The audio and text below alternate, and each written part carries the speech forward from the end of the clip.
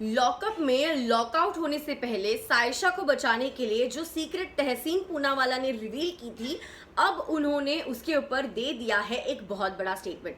कहते हैं कि उन्होंने तो ये सिर्फ ऑडियंस के लिए कहा, इसमें कुछ भी सच्चाई नहीं है। लेकिन क्या इसमें सच में कोई सच्चाई नहीं है, जानने की कोशिश करते हैं इस वीडियो में। आप देख रहे हैं फीफा फूज, मैं हूं आपकी होस्ट एंड दोस्त वेदांगी कर्णिक।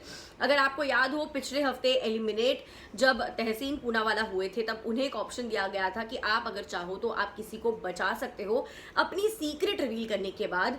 और उन्होंने अपनी सीक्रेट सायशा के लिए रिवील की कि किस तरीके से एक बड़े इंडस्ट्रियलिस्ट की वाइफ के साथ उन्होंने एक रात गुजारी, और वो भी वो पर्टिकुलर इंडस्ट्रियलिस्ट उन दोनों के क्लोज मोमेंट्स को, प्राइवेट मोमेंट्स को देख रहा था।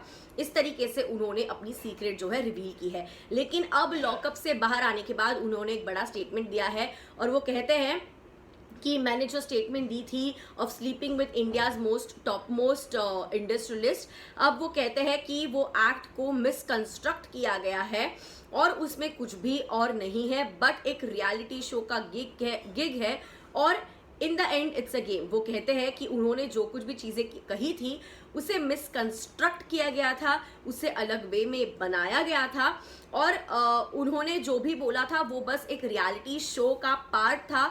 और उसमें एक गिग होता है ना, it was just a gig, एक बनावटी चीज थी, एक परफॉर्मेंस टाइप का कुछ था, तो बस मैंने वो बना दिया और in the end it's a game, इस तरीके से वो कहते हैं। यानी कि वो अपने सीक्रेट से मुकर रहे हैं और कह रहे हैं कि वो एक्चुअली सिर्फ और सिर्फ शो के लिए उन्होंने कुछ चीजें बोली थी और इसमें सच नहीं है। क्या वो ऐसे कहने की कोशिश कर रहे हैं?